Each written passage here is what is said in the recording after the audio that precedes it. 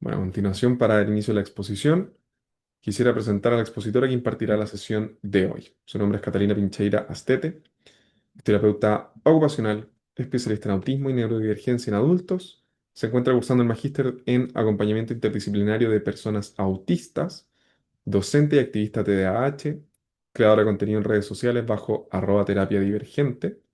Es cofundadora del Centro Mentes Divergentes, además de estar capacitada en la aplicación del instrumento A22. Así que le damos el paso a Catalina para que inicie con su presentación. Muchas gracias, Juan. Hola a todas, todos, todes. Espero que estén bien. Ahí estoy viendo por el chat que hay de todas partes, de Chile, de México, del sur de Chile, del norte. Estoy un poquitito resfriada, pero nada terrible, pero por si es que en algún momento debo parar a toser o algo así, pero espero que no pase nada. Aviso desde ya. Súper. Desde Osorno. Súper. Ya. Bueno, entonces voy a compartir la pantalla. Ahí, espero que se vea. Y voy a dejar el chat igual a mano para verlos. Ya, perfecto. Em, Ahí justo compartí en mi Instagram que estaban preguntando por el chat. Bueno, hoy día estamos ya en este seminario relacionado con el diagnóstico diferencial entre autismo, TDAH y altas capacidades. Em, bueno, como ven, como mencionó Juan al principio, trabajo con personas autistas, déficit atencional, altas capacidades, doble, triple excepcionalidad y les voy a contar un poquito de eso. Principalmente con adultos, así que tal vez haya un poco más de ejemplos hacia ese lado, pero también van relacionados a las infancias y adolescencias. Y obviamente este seminario, al ser un seminario de una hora, no vamos a profundizar en algunas características en específico, pero sí vamos a hacer algo bien general para que puedan entender como a grandes rasgos las claves como para el diagnóstico diferencial. Y si es que obviamente quieren profundizar en la temática y pueden ingresar al curso. Así que eso. Bueno, ¿qué vamos a ver hoy? Vamos a ver un poco sobre qué es la neurodivergencia. Yo sé, vi algunas caras ahí conocidas que ya he visto en otros cursos, que ya vamos a tocar un poquito como la base para que todos hablemos de la misma forma, desde el mismo foco en donde vamos a mirar las neurodivergencias. Vamos a hacer un breve resumen de las tres neurodivergencias como más típicas, por decirlo así, que son las que vamos a tocar hoy día, dónde se cruzan los solapamientos, pero también por qué se confunden en la clínica. Hay tres grandes como elementos que son importantes. Y al final vamos a hablar de los claves como para el diagnóstico diferencial. Bueno, como creo que, bueno, en general en los seminarios no tenemos la oportunidad acá para, entre medio de las sesiones, levantar la mano, pero igual pueden estar ahí escribiendo por el chat, donde somos 500 personas parece, o más de 500 personas, no, 640 personas. Es difícil llevar, como poder leer todas tal vez de repente, pero voy a intentar estar ahí como atenta si es que hay alguna importante hacia lo relacionado a la temática. Y al final igual vamos a tener un espacio para tres preguntitas ya más, un poquito más extensas. Entonces, bueno, aquí sí les voy a pedir que respondan por el chat para que vayamos como activándonos un poquito en esta idea. Em, si es que llega una persona a una consulta por dificultades sociales y sensibilidad sensorial, ¿cuál sería nuestra primera sospecha diagnóstica? ¿Cuál sería su primera sospecha diagnóstica? Escriban ahí por el chat. ¿Sea autismo? Sí, autismo. Autismo. Perfecto. Ya. Súper, qué rápidos. Alguien por ahí dijo, yo creo que tendría que conocerle más. Ya, y los demás autismo. Mi primera impresión sería que existe neurodivergencia en primer lugar de... Ya, perfecto. Altas capacidades, dijo alguien por ahí. Ya. Y si es que en otro caso vemos ya los desafíos sociales, la sensibilidad sensorial, pero además una necesidad de estructura. ¿Qué pensaríamos? ¿Cuál sería nuestra primera sospecha diagnóstica? También pusieron autismo, algunos TDAH, autismo y TDAH. Perfecto. Sí. TDAH, autismo. Claro. Ya. Em, Les pregunto esto porque, como ustedes bien dicen, y también no era para buscarlos también como en una pregunta capciosa, sino que es generalmente cuando vemos dificultad social y sensibilidad sensorial, lo más común es que nosotros pensemos en autismo porque es parte de los criterios diagnósticos de la neurodivergencia. Y además la necesidad de estructura también podría estar relacionándose con los otros criterios diagnósticos que tenemos ya desde el DSM-5, por ejemplo. Em, pero también estas mismas características, si empezamos a como elaborarlas más o encontrar la causa, la cualidad de estas características, podríamos empezar a identificar que la causa no es la típica que aparece en personas autistas. Por ejemplo, una persona con desafíos sociales podría ser, no, es que soy muy impulsivo para responder. Por eso la gente como que no quiere conversar conmigo o no tengo tantos amigos porque de repente como que no les gusta que los interrumpa. A veces soy monotemático en mis conversaciones, entonces la gente al final termina como no conversando tanto conmigo. Eso podría ir más relacionado a un déficit atencional, un TDAH, más que naturalmente del autismo.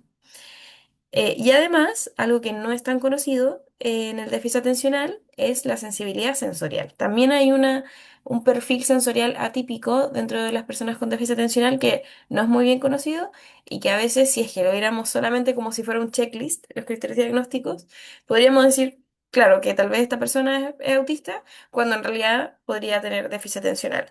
Y además, esta necesidad de estructura, sobre todo si vemos, por ejemplo, esto en un adolescente o un adulto, muchas veces las personas o sea, si pensamos obviamente en ese concepto, pensaríamos al tiro en criterio diagnóstico autista, pero las personas con déficit atencional a lo largo de su vida empiezan a generar estrategias para no, por ejemplo, perder cosas o no olvidar cosas. Entonces, claro, tengo esta estructura y debo dejar aquí sí o sí mis llaves porque si no las dejo aquí se me van a perder. Entonces, claro, cuando empezamos a seguir profundizando, vamos viendo que en realidad va por otro lado.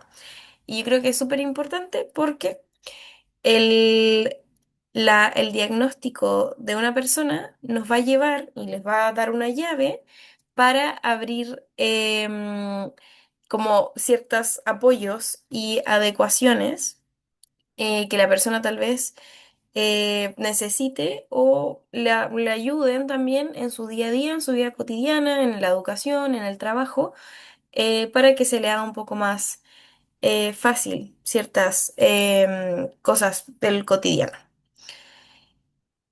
Eso. Y para que también hablemos desde el mismo, como desde el mismo lenguaje al final, vamos a empezar a hablar aquí un poquito del paradigma de la neurodiversidad. Por mucho tiempo se conversó, o sea, se hablaba de las neurodivergencias desde el paradigma ya o del modelo más biomédico. Las neurodivergencias, el autismo, por ejemplo, el déficit atencional, eran trastornos que habían que corregir, déficit que habían que corregir. Los rasgos eran leídos como síntomas, o sea, es que la persona, todo en forma con una connotación negativa o algo que le falta a la persona. Entonces, claro, esta persona tiene un déficit en la comunicación social y en la interacción recíproca. eh, Esta persona tiene déficit en esto, déficit en esto. Todo eso lo veía el modelo biomédico.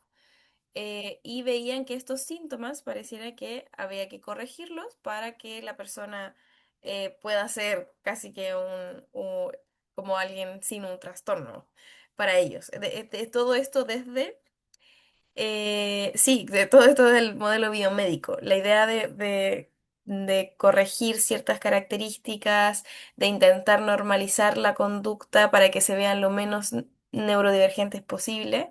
Y muchas de estas terapias fueron ¿cómo se dice? Como yendo hacia ese lado. Por ejemplo, que las personas autistas aprendan a mirar a los ojos, que las personas autistas vean, o sea, muevan las manos, el cuerpo, como una persona no autista, una persona neurotípica. Em, y se ha evidenciado que en muchas personas autistas, todas esas intervenciones que buscaban normalizar sus conductas generaron consecuencias a largo plazo. Em, bueno, en general en su salud mental, en su identidad, en el estrés, en el cansancio que genera esas estrategias y que también se enfocaba en que la persona debe adaptarse al entorno.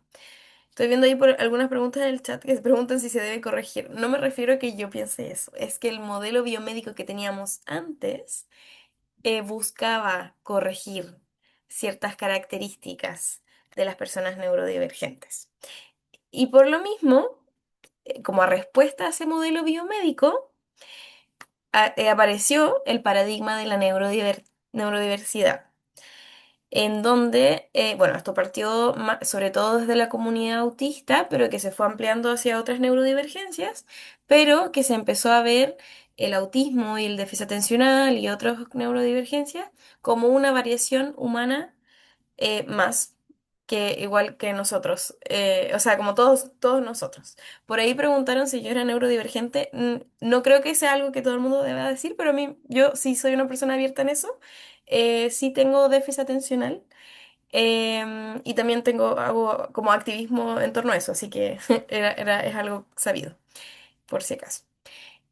Bueno, y todos estos rasgos, estas características neurodivergentes son solo rasgos de las personas, y no por eso hay que corregirlas, solamente están.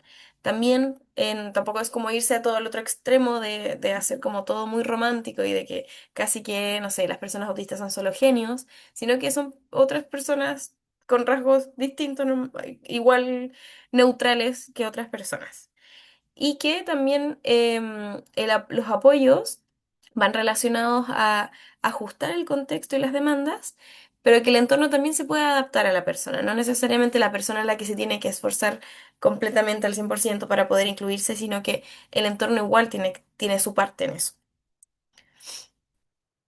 Y desde esta neurodiversidad, bueno, el concepto de neurodiversidad como tal habla de la diversidad neurológica de los seres humanos, es un hecho. No hay nada que podamos como debatir en eso. La neurodiversidad existe. Todos los que estamos aquí, todas estas personas que están aquí, las 742 personas, tienen un cerebro que es distinto.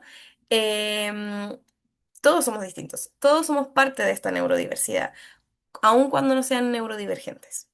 Y el término neurodivergente abarca a todas las personas cuya neurología es diferente a de la mayoría, que hay una curva de Gauss, no me pasaron a mí eso en el colegio, así que no voy a entrar en profundidad de eso, pero que claro, hay personas que divergen de esta norma em, y que se van a clasificar como neurodivergentes. Entonces, la neurodiversidad contemplaría la suma de lo neurotípico y de lo neurodivergente. Lo neurotípico entonces son quienes contemplan como este grupo más que está dentro de la norma, quienes no tienen alguna neurodivergencia y las personas neurodivergentes, claro, estarían ahí. Justo voy a dar ejemplos aquí más adelante. Entonces, para que tengamos claro, neurodiverso no es lo mismo que neurodivergente. Em, todos podríamos ser neurodiversos, por decirlo así, porque todos somos parte de la neurodiversidad, pero no todos somos neurodivergentes. ¿Quiénes son neurodivergentes? Bueno, ahí va a depender de distintos paradigmas, también dentro de las mismas neurodivergencias, pero la mayoría las clasifica como personas que procesan la información, viven el mundo de una forma distinta, procesan la información de una manera distinta y también responden de una manera distinta por lo mismo. Dentro de eso, lo más típico que podemos ver es el autismo, el déficit atencional, las altas capacidades cognitivas, la dislexia, la discalculia. Aquí van a haber distintos debates que todavía se siguen conversando, obviamente, o pueden haber distintas posturas sobre si algunas neurodivergencias que no son del neurodesarrollo, que no están en las primeras etapas del desarrollo de las personas, se incluirían o no. Por ejemplo, la bipolaridad, por ejemplo, que no es un diagnóstico que necesariamente se da en la infancia, o un trastorno de personalidad también, ¿sería parte o no? El TOC también. Hay personas que tienen como periodos en donde el TOC está más fuerte que en otros. Entonces hay personas que dicen que es muy distinto nacer siendo neurodivergente y tener esa experiencia de vida desde la infancia. Y hay otras personas que dicen que en realidad no por eso va a ser distinto, que igual serían neurodivergentes, pero sería una neurodivergencia adquirida como después de, a lo largo de la vida. Entonces ahí van a haber distintas perspectivas. Ahí ustedes cada uno sabe qué le gustaría, qué le hace más sentido también. Y dentro de las neurodivergencias que vamos a hablar hoy día ya como tal, están como, y también son una de las más conocidas, más típicas, está la condición del espectro autista. Aquí, bueno, algunas personas vi por el chat que le decían TEA, que por el trastorno del espectro autista, y que algunas personas ya han ido cambiando como el lenguaje hacia condición del espectro autista, otras personas solo dicen autismo. En teoría es lo mismo, pero claro, es un tema ahí también político o de cambio de paradigma para empezar a dejar de decir la palabra trastorno y comenzar a hablar más como algo como una condición más, o hay personas que tampoco les gusta la palabra condición, pero lo dejamos así como en términos ya desde lo clínico queda como así. El TDAH es el trastorno por déficit de atención e hiperactividad. También hay personas que ya no le están diciendo trastorno, hay personas que le dicen atención divergente por las diferencias en la regulación de la atención.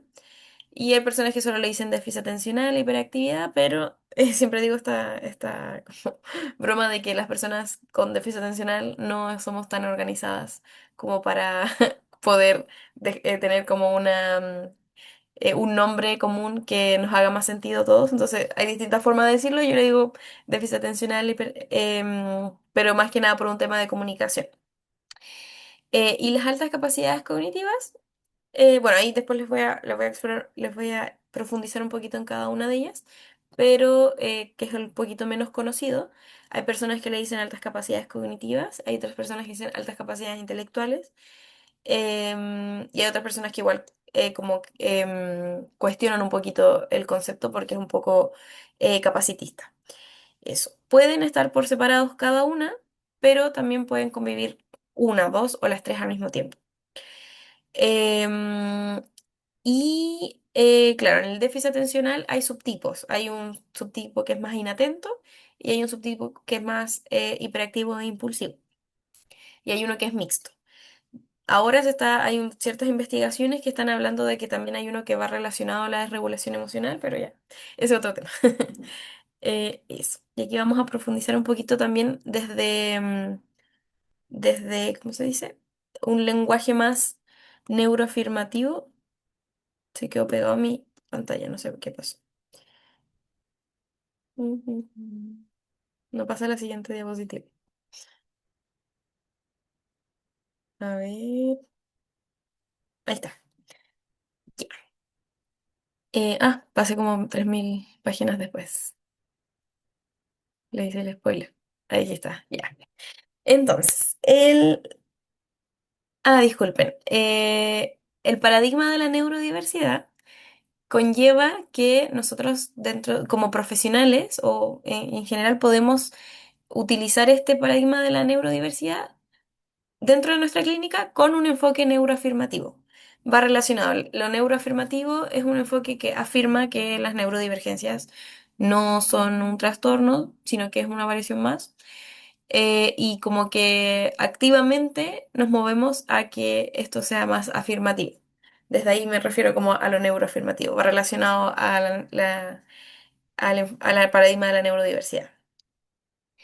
Entonces, en la condición del espectro autista, si empezamos a hablar un poquito desde también este lenguaje neuroafirmativo, podríamos mencionar que son personas que tienen una comunicación y una interacción social con códigos propios. No necesariamente es un déficit, pueden comunicarse, pero muchas veces se comunican de una manera que no necesariamente es la neurotípica. Por ejemplo, son personas más directas y que en algunos casos a personas neurotípicas eso les molesta, que las personas sean como más directas o literales para ciertas cosas. Em, por ejemplo, hay personas que bueno, ciertas investigaciones que han visto que entre persona autista se comunican mucho más eficiente que entre una persona autista y una persona no autista. Y eso podría mostrar que en realidad, claro, es un código distinto más que un déficit en la comunicación. También son personas que tienen intereses intensos y focalizados, como bien como monotemáticos se podría decir, no hay tanto como diversificación en estos intereses. Tienen un procesamiento sensorial distinto, puede haber una hiposensibilidad, una necesidad de previsibilidad y estructura y pensamiento detallista y a menudo más literal. Eso. En el déficit atencional tenemos que aquí yo siempre, como menciono, que en realidad va más allá de la atención, el déficit de atención. Tiene que ver con un tema de funciones ejecutivas. Hay una dificultad para organizar, para iniciar, dificultades en la memoria de trabajo, y dentro de ellas está la dificultad de la atención, pero es una característica más de una serie de dificultades dentro de ellas. Em, en algunos casos hay inquietud motora o mental, hay una hiperactividad y desregulación emocional e intensidad, como les había mencionado, que es algo que no está dentro de los criterios diagnósticos tradicionales, pero que hace bastantes años, 20 años o más, está evidenciado de que hay una desregulación emocional en el déficit atencional. Y que aquí no necesariamente es que hay una falta de atención, sino que la atención se dirige de manera muchas veces hacia intereses, hacia urgencia también. Cuando hay algo que tengo que entregar mañana, se mueve este interés y esta atención. Y además están las altas capacidades cognitivas. Aquí hay un razonamiento y un aprendizaje más rápido y más profundo en comparación a pares. También hay una intensidad emocional y también bueno, hay unas teorías que explican las altas capacidades cognitivas como sobreexcitabilidades, y por lo mismo pueden ser personas que parecieran también sentir mucho, ¿no? Y además de pensar mucho. Hay un desarrollo asincrónico a veces, puede haber que, claro, como que haya un intelecto muy adelantado y sea un niño que está aprendiendo muy rápido o una niña que está aprendiendo muy rápido, pero que haya más dificultad en la regulación emocional al mismo tiempo. O por ejemplo, que de repente aprendieron a leer primero que a hablar y que también podría pasar ahí. Eso. Hay intereses profundos igual y gran curiosidad, y hay un perfeccionismo y un fuerte sentido de la justicia. Y aquí es súper importante porque uno creería que las altas capacidades cognitivas puede ser igual a un factor protector, o de cierta forma como buen rendimiento académico de por sí, pero no necesariamente es así. Pueden haber personas con altas capacidades cognitivas que les puede ir mal en el colegio, en la universidad, tienen dificultad en encontrar trabajo. También hay una como alta, muchas veces como cuestionamiento hacia sistemas. Entonces de repente, claro, no les hace sentido ciertos sistemas en los que se mueven y eso hace que se les haga más difícil conectar con ellos e interesarse en ellos. Entonces, muchas veces podemos ver que hay personas de altas capacidades cognitivas como repitiendo cursos, cambiándose de colegio, no con buenas notas o con notas regulares, y que obviamente ahí hay que ponerle otro ojo a eso. Y bueno, aquí es como el tema importante, ¿no? del seminario. Muchas veces la misma conducta puede que aparezca en las tres neurodivergencias, pero es súper importante identificar la causa de cada característica y también la cualidad o la intensidad también. Que en algunos casos, por ejemplo, y ahí lo vamos a profundizar, pero en la sensibilidad sensorial, los perfiles sensoriales atípicos, podríamos encontrarlos un poco en cada una, pero en personas autistas es mucho más fuerte o transversal como a lo largo de varias características. En personas con déficit atencional un poquito más bajo. En altas capacidades ya menos, podemos verlo un poco menos. Por ejemplo, tenemos, claro, que una persona se desconecta en clases. Por un lado, podríamos pensar en una inatención desde el déficit atencional, pero también podría ser por un aburrimiento, por la falta de desafío desde las altas capacidades cognitivas, o por una sobrecarga sensorial del autismo, o de repente porque en personas autistas, si es que no es de su interés, puede que en realidad no les haga sentido como concentrarse en esa clase. Entonces, puede ir también por intereses profundos, pero en clases que les interesa sí. Otra característica podría ser que le cuesta con sus pares, le cuesta relacionarse con sus pares. Podría ser, claro, pensarlo primero en el autismo, porque hay un código social distinto, pero también podría ser, como les decía al principio, como por la impulsividad del déficit atencional o la misma inatención. Muchas veces es como, soy la última en entender el chiste, pero no porque por naturaleza no entiendo el chiste, sino porque no lo escuché y me distraje y me fui como por otro pensamiento. No sé. Andrea, no vamos a abrir el micrófono por el momento, vamos a hacer solamente preguntitas por el chat y al final vamos a dar espacio para nuestras preguntitas por si acaso. Gracias. Ya, o porque también de repente en personas con altas capacidades cognitivas puede que este intelecto o estos intereses estén más avanzados a los de sus pares, entonces al final, claro, nunca conectan con gente de su edad, a veces llegan, muchas veces llegan a la universidad y tampoco, puede que tampoco, a veces ya en el magíster o en doctorado es cuando empiezan a conectar recién con algunos amigos. Porque profundizan de la misma forma de ellos, sin obviamente ser tan academicista, pero tiende a pasar. Y aquí es súper importante hacer esta distinción porque muchas veces se parecen mucho, mucho, mucho y es más difícil llegar como a un diagnóstico correcto, pero va a pasar como lo mismo que con el perejil y el cilantro, que muchas veces entre más uno va sabiendo cómo diferenciarlo, es más fácil para ciertas personas poder identificarlo. Pero para otras de repente, claro, puede ser que de repente llegue gente que me dice, no, pensaron que era autista porque soy muy inteligente y eso no necesariamente va a ser como igualar la inteligencia al autismo también. Bueno, ¿y dónde se cruzan? En autismo y en déficit atencional hay ciertas características que se van a aparecer. Hay varias, la verdad, pero aquí puse como las más típicas. Una serían las dificultades atencionales y ejecutivas. Por ejemplo, en el recibir instrucciones en personas autistas puede que por temas de velocidad del procesamiento tiendan a irse en la profundidad de estas instrucciones y se les haga más difícil ejecutar esta tarea o esta prueba, por ejemplo. Pero en personas con déficit atencional, de repente es más, hay una dificultad. Bueno, puede ser desde la memoria de trabajo o puede ser también como desde dónde tengo que partir esta instrucción, qué va primero, qué va después, etcétera. Entonces, al final, claro, lo que podemos ver desde afuera es que va a haber una persona que va a tener dificultades a la hora de ejecutar o en las funciones ejecutivas, pero aquí hay que ir como viendo desde dónde viene eso.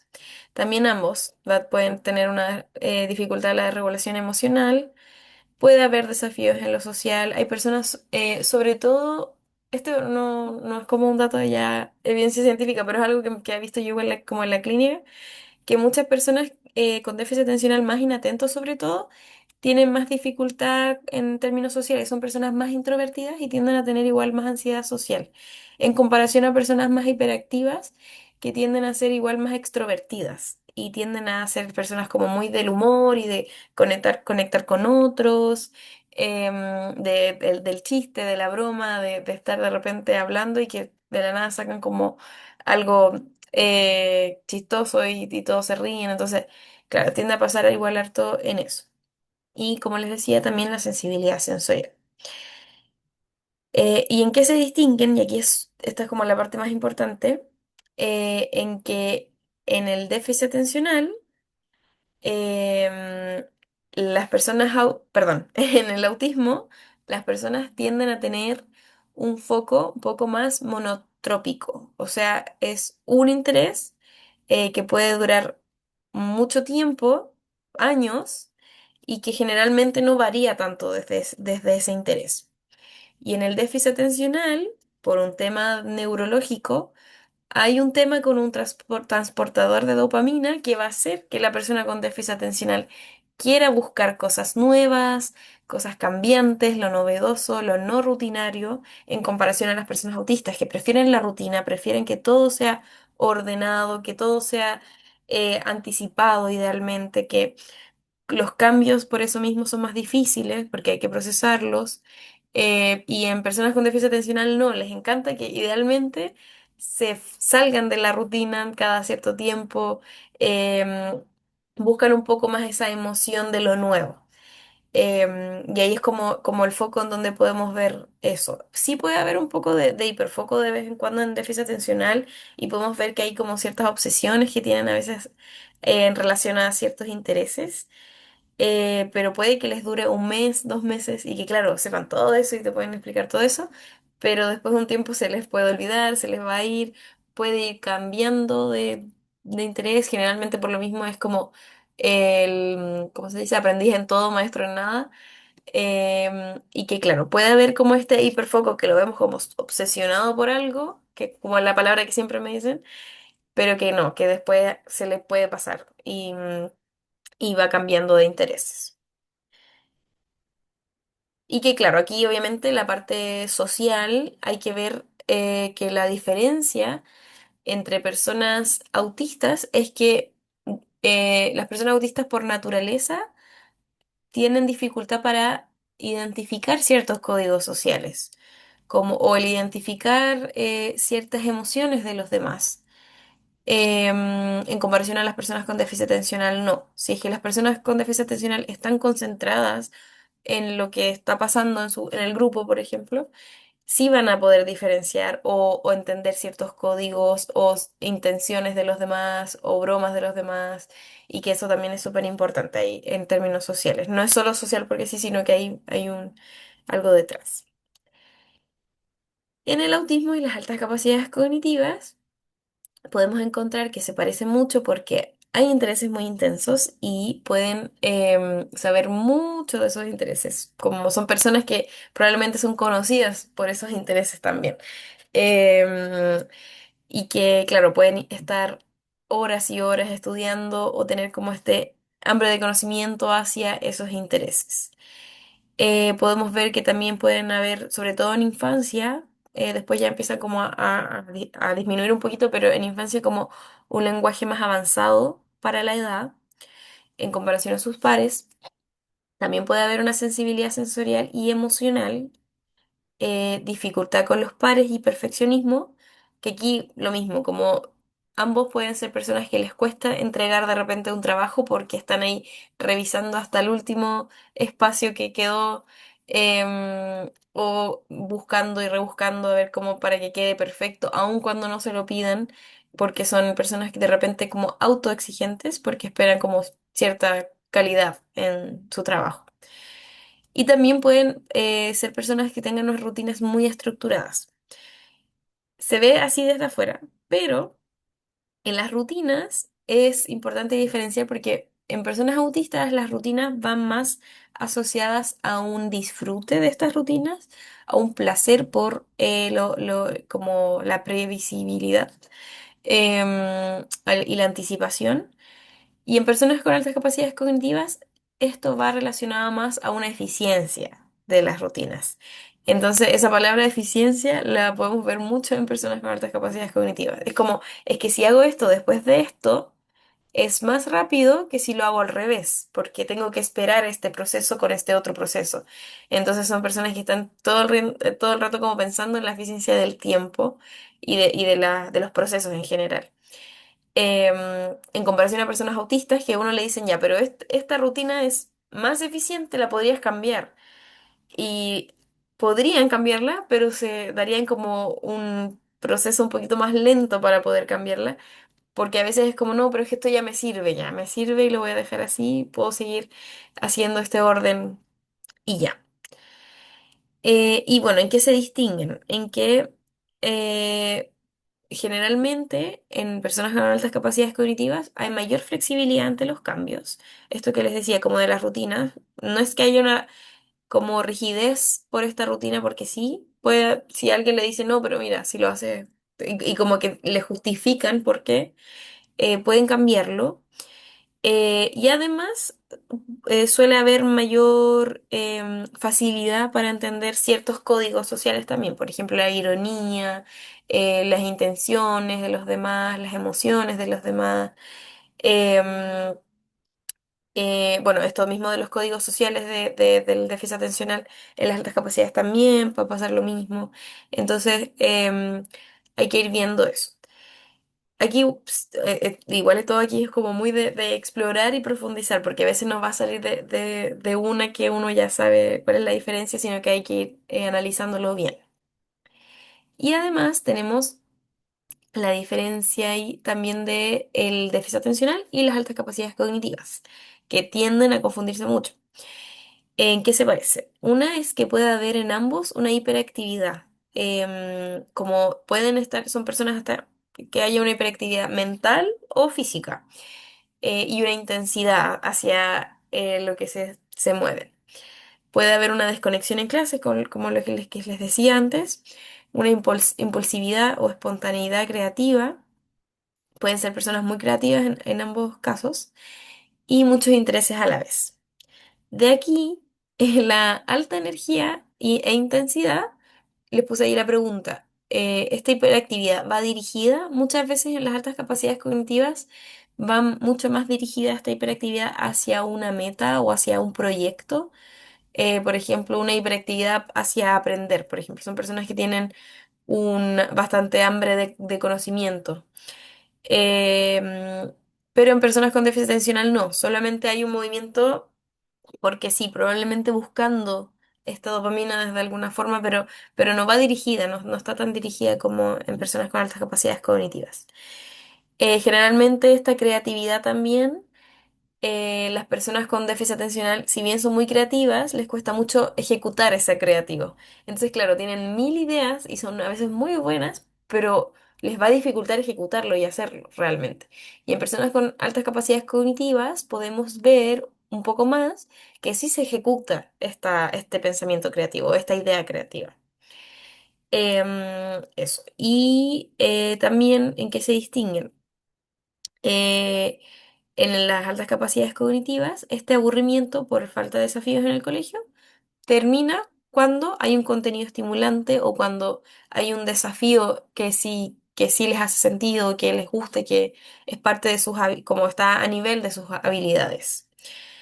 Em, y que además va como, hay una razón detrás muchas veces de por qué se distraen. Es como, no, ya, como que ya no quiero prestar atención porque ya no me parece algo interesante. Y en el déficit atencional hay mayor dificultad para identificar por qué no estoy prestando atención. No se dan cuenta muchas veces de que ya dejaron de prestar atención. Y aún en personas con déficit atencional, aunque estén en algo con mucho interés, igual pueden tener desafíos para concentrarse. Por ejemplo, es como están en un proyecto que ellos mismos se comprometieron, o es un emprendimiento, por ejemplo, algo que les interesa mucho, que les hace mucho sentido, y aún así les está dificultando esta atención, el gestionar la atención. Y aquí es donde podemos ver algo muy importante. La diferencia es que en el déficit atencional va a haber una disfunción ejecutiva, esto de organizar, de planificar, de controlar los impulsos. Vamos a ver que hay una disfunción ejecutiva primaria, o sea, es como base del déficit atencional. Y en las altas capacidades cognitivas en realidad no hay una disfunción ejecutiva o podría verse como una secundaria, por decirlo así, al ver que la persona, claro, está más inatento o más desordenado, pero no es netamente de las altas capacidades cognitivas primarias. Paz había mencionado que no vamos a ahora a abrir micrófonos preguntitas, sino que las vamos a dejar al final porque son muchas personas. Sería, vamos a dejar tres preguntitas al final, por si acaso. Eso. Y bueno, aquí también es súper importante que lo más común es que no necesariamente estén por sí solas cada neurodivergente. Puede que estén dos o tres. Y eso muchas veces, o sea, si están las altas capacidades cognitivas más una u otra condición, se señalan como doble o triple excepcionalidad o múltiple excepcionalidad. Puede que hayan otras condiciones, no necesariamente estas. Por ejemplo, hay personas que consideran también dentro de esto la depresión, por ejemplo, la depresión crónica, que también va a hacer que se moldeen las altas capacidades cognitivas de otro, como otro perfil, no como solo altas capacidades cognitivas por sí solas. Y las altas capacidades cognitivas pueden compensar y enmascarar las dificultades. Entonces, claro, hay una persona que tiene déficit atencional y altas capacidades cognitivas, les va súper bien en clases, en el colegio, pero llegan a la universidad y tienen menos estructura, más dificultad y les empieza a costar cada vez más. Llegan a la adultez donde tienen que gestionar muchas cosas más y aparece y se observa mucho más la disfunción ejecutiva que realmente siempre tuvieron, pero que pudieron compensar porque, claro, les iba bien en clase, entonces nunca nadie lo observa. Em, y que muchas veces de perfiles que no encajan en los criterios como base de las otras neurodivergencias. Entonces a veces no se ven y eso hace que hayan subdiagnósticos y lleguen muchas veces a diagnósticos tardíos en la adultez, en la adolescencia, con sus neurodivergencias. ¿Y qué elementos aumentan el subdiagnóstico? Bueno, hay un parecido a lo que les estaba mencionando, un ensobrecimiento, o sea, como le hace una sombra el primer diagnóstico al otro.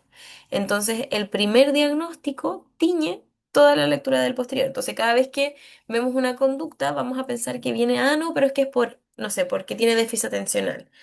Y nunca se evaluó a la persona por autismo porque ya todo se le respondía por eso, cuando a veces es mucho más correcto decir que era una doble o una triple excepcionalidad, y que al final muchas personas o nunca saben que en realidad había otra neurodivergencia o también llegan a este diagnóstico tardío. También está este concepto que, bueno, yo sé que algunos ya lo conocen, pero es un concepto bien importante dentro de los diagnósticos tardíos sobre todo, y en personas, en mujeres o personas socializadas como mujeres, que es el camuflaje social. Son esfuerzos que puede ser consciente o inconsciente para pasar desapercibidos y verse más neurotípicos, y ocultar ciertos rasgos de su neurodivergencia. Esto puede ser, obviamente, como les decía, es algo consciente o inconsciente. Pueden ser personas que nunca pensaron que, muchas ni siquiera sabían que eran autistas y lo empezaron a hacer porque hay comentarios de las personas de, ah, ¿por qué haces eso? Deja de hacer eso, deja de moverte así. En otros casos, va relacionado a que se dan cuenta que si dejan de hacer eso o se mueven de cierta forma o les gustan ciertos intereses, pueden tener más amigos, sociabilizar más, entonces empiezan a fingir ciertos gustos también. Y este esfuerzo, lamentablemente, tiene una consecuencia en la salud mental, en el cansancio, en un agotamiento, y hace que no se observe, que lamentablemente no se observe desde afuera ciertas características, y eso hace que menos sean derivadas o menos sean diagnosticadas, pero esto le genera una consecuencia negativa en su salud mental y en su identidad, y que a veces, claro, solamente se le diagnostica con ansiedad social, por ejemplo, cuando en realidad era autismo. Bueno, y además la ansiedad social. Eh, Hay un instrumento que ayuda en eso, que es el CAT-Q, pero le puse ahí un asterisco porque es muy importante. Justo ahora estaba hablando con una colega del magíster que está investigando también sobre el tema, que también salió la misma persona que hizo el CAT-Q diciendo que esto no es una evaluación diagnóstica, el CAT-Q. No es que un CAT-Q alto va a decir que hay un diagnóstico y ¿cómo se dice? Y que la persona es necesariamente autista. Puede ser que por otras cosas también salga alto. No se ocupa tanto como diagnóstico, sino como el acompañamiento de ciertas características y que además nos da un antecedente extra dentro de él. Y además, asociado también a eso, están los sesgos y mitos, que claro, creen que porque a la persona le va bien, no puede tener alguna neurodivergencia. También creen que está más relacionado a niños varones sobre todo autismo y déficit atencional, entonces no se ve muchas veces en niñas, en mujeres, menos a veces a personas dentro de la comunidad LGBT, entonces es más difícil también el diagnóstico. Y además hay ciertas expectativas de que, claro, las personas autistas tienen que ser como Sheldon Cooper o ciertas como características específicas que vemos dentro de ciertos estigmas o estereotipos y además confundir ciertas coocurrencias. Y las claves para el diagnóstico diferencial: uno, mirar el por qué, no solo el qué, que es un poquito lo que hemos hablado todo este rato, como la misma conducta tiene distintas funciones y que hay que ir revisando como qué es lo qué gatilla esta conducta, qué mantiene esta conducta y qué la alivia e identificar no solamente la conducta ahora, sino como a lo largo de la historia del desarrollo. ¿Esto es algo que se está dando solo ahora o es algo que empezó desde cierto punto? Por ejemplo, hay un punto muy importante que es la pandemia también. Ha hecho que algunas personas, no sé, tengan más dificultades sociales porque se acostumbraron a como a la vida como de la pandemia. Pero antes no tenían ninguna dificultad social, o hay una experiencia traumática, un evento traumático a lo largo de su vida que hizo que cambiara esta característica. Entonces ahí vamos viendo que son por otras cosas también, no solo neurodivergencias, sino también otras cosas. Em, Importante también, sobre todo porque son cosas del neurodesarrollo. El tema de infancia, adolescencia, las primeras etapas del desarrollo son súper importantes para ir identificando también estos diagnósticos o identificaciones. Clave 2, evaluación integral y multidisciplinaria. Idealmente que haya si es que se puede, porque obviamente sabemos que a veces no es lo más accesible. Tampoco en algunas personas pueden pagar todo esto, pero si se pudiera, si tuviéramos perspectivas de todas partes, sería lo ideal. Instrumentos como apoyos, no como veredictos. O sea, el A22 no nos dice el diagnóstico, pero sí nos va a dar un antecedente importante sobre qué ciertas características tiene desde lo observacional, pero también sabemos que pueden dar falsos negativos. Poder complementar todos esos, pero también, como les decía, la historia del desarrollo, la voz de la persona, lo que cuenta, lo que reporta de cómo vive, no solamente cómo se ve, y además triangular esta información. No solamente de repente con la persona, sino si podemos saber, por ejemplo, de sus padres, de sus hermanos, de familiares, de amigos. En la escuela, sería lo ideal para saber cómo tal vez de repente no es solamente en un ambiente, sino que en varios, que eso es lo ideal en los diagnósticos. Y la clave 3 es el perfil por sobre la etiqueta. Muchas veces em, también es importante describir las fortalezas y las necesidades de apoyo. Desde el enfoque neuroafirmativo, no necesariamente vamos a decir que todo es color rosas, flores y rosas, sino que también hay desafíos porque estamos insertos en un sistema que espera que las personas sean neurotípicas y obviamente eso va a hacer que haya más dificultades y las mismas disfunciones ejecutivas que generan ciertas neurodivergencias va a hacer que sea más difícil ciertas actividades de la vida diaria. Eso también es importante que podamos ver eso más allá también de la etiqueta como tal, em, y así orientar los apoyos más concretos y más neuroafirmativos. Y bueno, las implicancias en la educación y la vida cotidiana. En la educación vamos a poder tener ajustes más razonables y flexibilidad. Todavía, bueno, no estoy experta en eso, pero sé que en Chile, en comparación a otros países que sí están más avanzados, las altas capacidades cognitivas no tienen tantos ajustes razonables en comparación a personas autistas, por ejemplo. Pero cada vez se va trabajando en función a eso, se está ahí haciendo ciertas mesas de trabajo para poder acompañarlos. Buscar ambientes sensoriales más amables, lo mismo dentro de lo clínico o de lo personal. eh, el autoconocimiento es súper importante para las personas, el saber por qué me pasan ciertas cosas y saber para qué se me hace más fácil otras. Es muy importante para tomar decisiones, para poder cuidarme de ciertos espacios o de saber cuánto voy a interactuar en ese espacio porque sé que me puedo sobreestimular, etcétera. y que pensar que, claro, muchas veces no es solamente un perfil, sino que va mucho más allá. Y alcancé justito para que tengamos un cierre ahora, pero antes como de cerrar, vamos también a tener este espacio de preguntitas. Van a ser tres preguntitas. Quería como finalizar mencionando que es súper importante que nos tomemos el tiempo porque muchas veces, sobre todo cuando son dobles o triple excepcionalidad, vamos a necesitar más horas de evaluación. No, no vamos a en una sesión descubrir lo que a la persona le pasa, lo que necesita.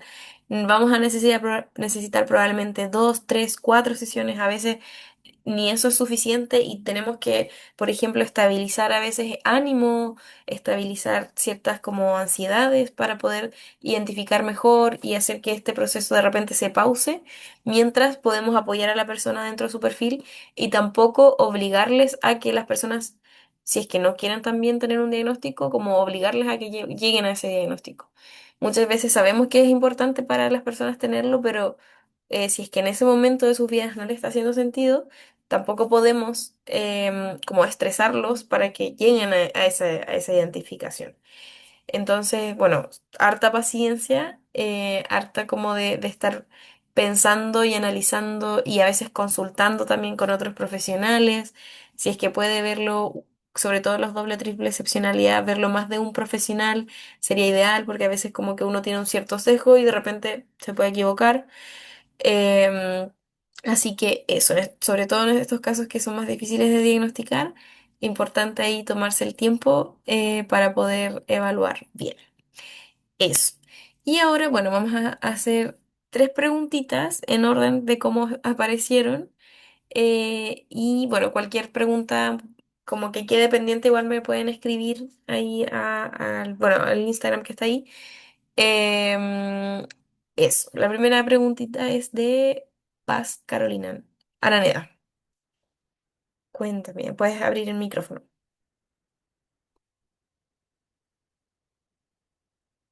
¿Estás por ahí? Así. Hola, hola Catalina, muchas gracias. Hola. La verdad es que tengo varias dudas, pero te las voy a enumerar y voy a tratar de ser lo más precisa y escueta posible. Ya. Número uno, em, para perfiles como autismo, con dificultades o discapacidades en las habilidades sociales, ¿recomiendas el abordaje de programas como el PIRS? Eso es la uno. Número dos, ¿qué hay con la capacidad de ¿Te puedo volición? responder Como primero esa? La Sí, primera, porque si claro. no se me va a olvidar. Vale. Ya.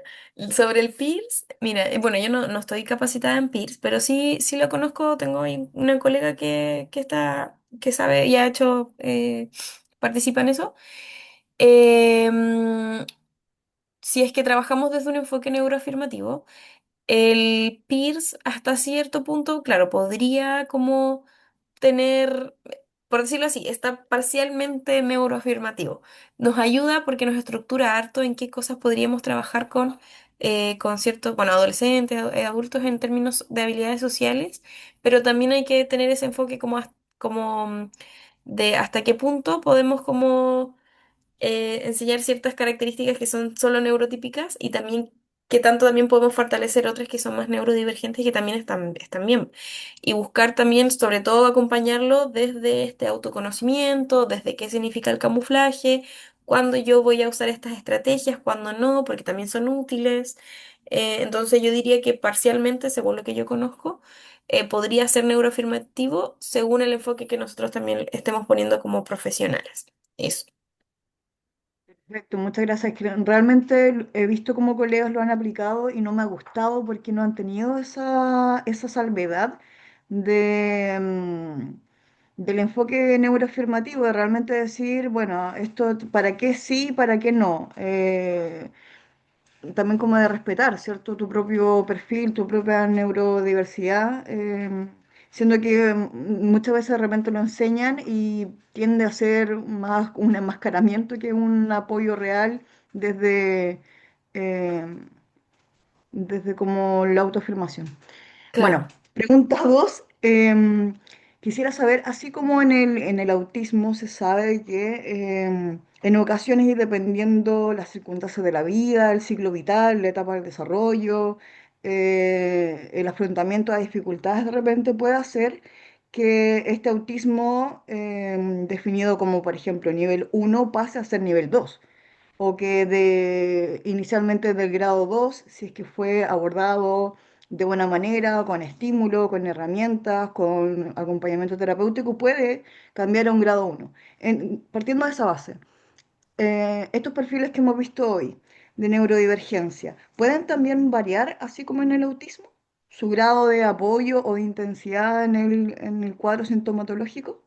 Claro, mira, la verdad es que nosotros también desde del enfoque neuroafirmativo como que cuestionamos un poquito de ese nivel uno nivel dos, o sea, no lo cuestionamos, están los niveles, pero no necesariamente también son como algo lineal en el que una persona en todos los rasgos de sus características tienen como mucha necesidad de apoyo, por ejemplo. En algunos Ya, puede el que no mismo nivel de tanto, competencia. claro, entonces como que al final va a variar también en la misma persona. Puede ser que si lo queremos clasificar, puede ser que en temas sociales puede haber nivel uno pero en temas sensoriales nivel 2 por ejemplo. Entonces, como que también puede ir cambiando entre eso. Y en las otras neurodivergencias también puede haber que en términos de las mismas altas capacidades cognitivas, uno creería que de repente no hay necesidades de apoyo, pero claro, igual pueden haber aun cuando... Porque claro, el mundo no está hecho para personas con altas capacidades cognitivas, está hecho para una capacidad cognitiva como promedio. Entonces muchas veces hay dificultades para los trabajos en equipo, para el trabajo con autoridades, por ejemplo. Entonces también puede haber como dentro de este espectro, pero claro, generalmente uno no lo clasifica tanto dentro de la práctica, pero sí podría pasar que haya como este espectro también dentro de. Perfecto.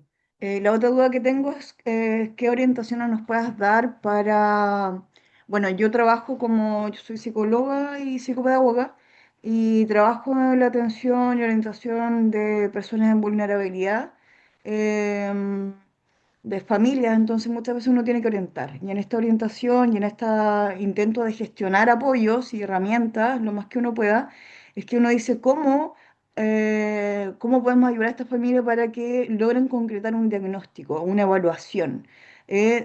Partiendo por direccionar hacia el área pública, o sea, a través de CESFAM, a través del hospital, y muchas veces es tremendamente difícil porque ni los mismos profesionales saben cómo direccionar y cómo gestionar y administrar esas evaluaciones. O sea, no sé qué nos recomiendas.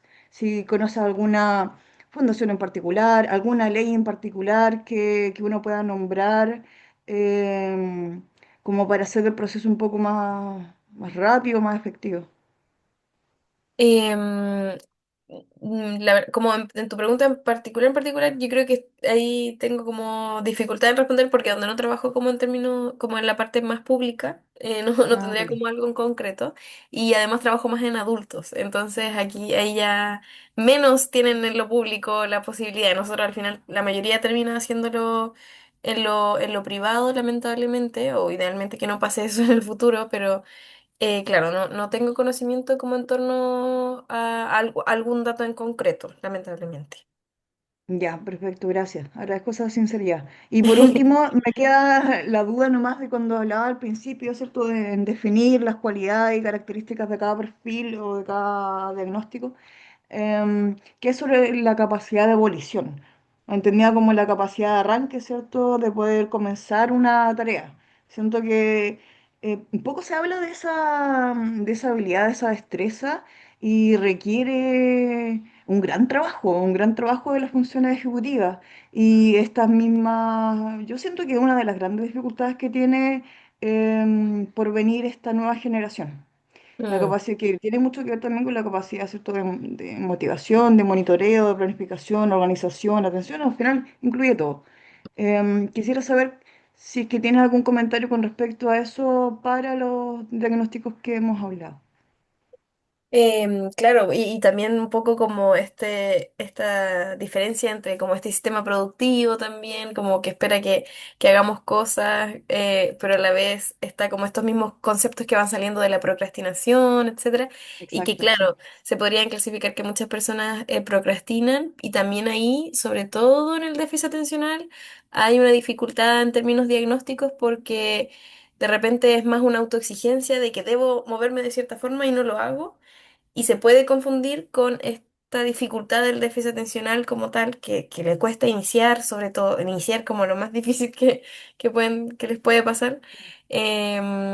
Y que claro, muchas veces esa procrastinación no es solo procrastinación, va mucho más allá, es mucho más intenso. Que yo creo que ahí también es como la diferencia en la intensidad de esas características, como que tanto está siendo un desafío y ha sido a lo largo de su vida en comparación a solo ahora, por ejemplo, en la actualidad. Entonces, como en con qué tanta frecuencia se presenta esa capacidad Claro, o incapacidad, claro, o si es claro. como tan Ujú. persistente. Igual como que se Sí, asocia un poco con eso como, no sé si clínicamente no está definido como tal, pero se le llama como síndrome del impostor. también, claro. Ujú. Además aparecen esas otras cosas. Ujú.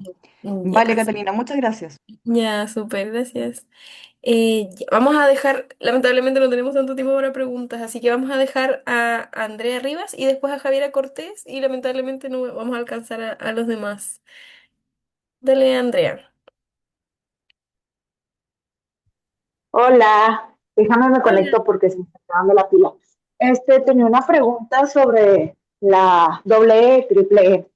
Ujú. Em, yo tengo la triple E, pero actualmente estudio psicología, ya casi me graduó, y estoy encontrando ciertas como barreras porque no encuentro información acerca pues, de una triple E. Entonces quisiera ver si pues, me pudieras dar alguna guía de dónde empezar o dónde puedo buscar pues. Mm, si quieres, escríbeme a mi correo y te mando ahí más en concreto, porque como que ahora empezarían hartas cosas, pero mejor te lo escribo por el correo. ¿Ya? Te puedo Ok, ahí me mandar parece como perfecto. material un poco más audiovisual, de repente ya más cosas más concretas. Ahí te lo mandé. Ok, Igual gracias. en el curso vamos a tocar un poquito ese tema y también vamos a mandar material complementario ahí para el curso. Súper, gracias Andrea. Y Sí, Javiera. es que justo estoy buscando en específico información sobre doble y triple E, porque, o sea, te digo, actualmente no he encontrado así en específico, o sea, si pudiera pensar en abrir un curso de solo eso sería magnífico porque, o sea, sí me quiero como sumergir bien en la información, porque pues ahorita ya me metí de genética y epigenética para los trastornos del neurodesarrollo, pero sí, pues necesito saber de esto combinado, ¿sabes? Ujú, sí, sí, muy importante. Ya, lo vamos a tomar en cuenta y con Caro, porque siempre armamos las clases. Gracias. Ok, Súper. Y Javiera Cortés, la última preguntita. Hola, quería consultar sobre cuál es la historia de las altas capacidades porque he estado intentando investigar sobre de dónde surge, quién la acuñó, pero no encuentro suficiente información. Ah, ya. Eh, Mira, con lo que yo conozco, porque tampoco es como que sea la experta en la historia en particular, pero hay distintas teorías. Ahí también se va haciendo la diferencia entre la superdotación también. Generalmente en las altas capacidades cognitivas está la teoría de las excitabilidades, que es bien conocida. También ahí está hoy se me olvidó, se me olvidó el nombre, pero es de las triple anillos. em, que también van diciendo como, claro, la persona con altas capacidades cognitivas no es solamente un coeficiente intelectual más alto, sino que va a un tema de creatividad, de motivación, que va en función hacia el conocimiento, que no es solamente una persona más inteligente, sino que además se mueve hacia esas cosas. Em,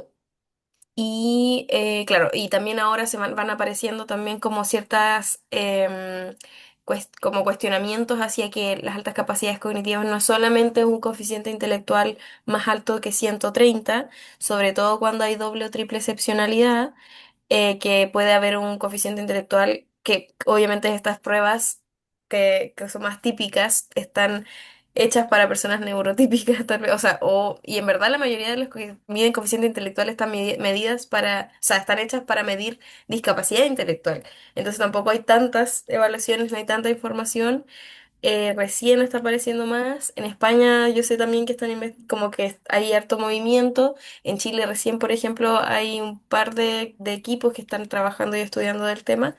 Em, pero eso, como que hay distintas teorías que van tratando de explicar cómo podríamos definirlo, pero ni eso tenemos en concreto. No tenemos tampoco como un criterio diagnóstico como lo tenemos en el autismo o el déficit atencional, porque también no es un diagnóstico, es como un perfil cognitivo de la persona. Entonces, claro, ahí vemos esas diferencias en comparación a las otras identidades. Te Así que podría pedir bibliografía por Instagram para no gastar tanto tiempo acá. sí, sí, prescríbeme y te mando lo que tenga. Tampoco, no sé si tengo tanto, pero te puedo mandar lo que tenga. Sí, te sigue en Instagram. Ahí te mando un Ya, mensaje. súper. Muchas gracias. Ya, bueno, hoy día probablemente no les conteste porque después de esto siempre me canso, pero entre mañana y pasado les respondo. Así que eso, súper. Lamento no poder responder a todas las dudas, pero ya estamos, bueno, justitos con el tiempo. Estaban pensados estos minutos extra de las 9, pero que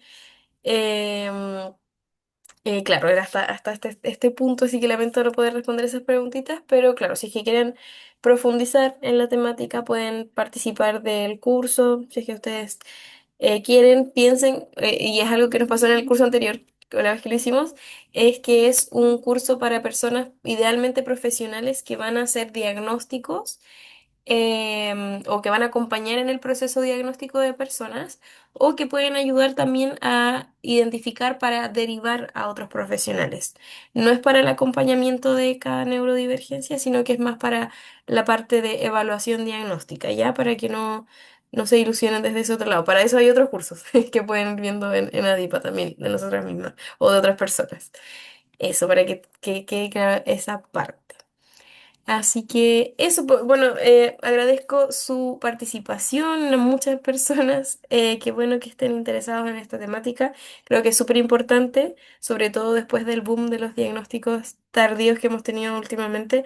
Creo que es importante replantearnos y analizarnos bien qué diagnósticos estamos dando y no darlos a las primeras. Así que agradezco igual su motivación y su interés. Y bueno, yo con eso me despido. No sé, Juan, si tienes que mencionar algo más. Bueno, no, respecto a esto no, y te agradecemos mucho porque mira la cantidad de personas que hay, está increíble la sala, todos dando mucho cariño y habían muchas preguntas que lamentablemente no se pudieron contestar, pero obviamente en el programa se van a ver todos estos temas y muchos más, así que los dejamos a todos y todas cordialmente invitados y precisamente ahora lo que vamos a hacer es sortear una beca totalmente gratuita al programa, así que... Eso. Deberían quedarse todos aquí con sus nombres reales. Yo los veo a todos aquí bien motivados, así que bien. Vamos a tener la grabación. Mucho éxito a todos. Así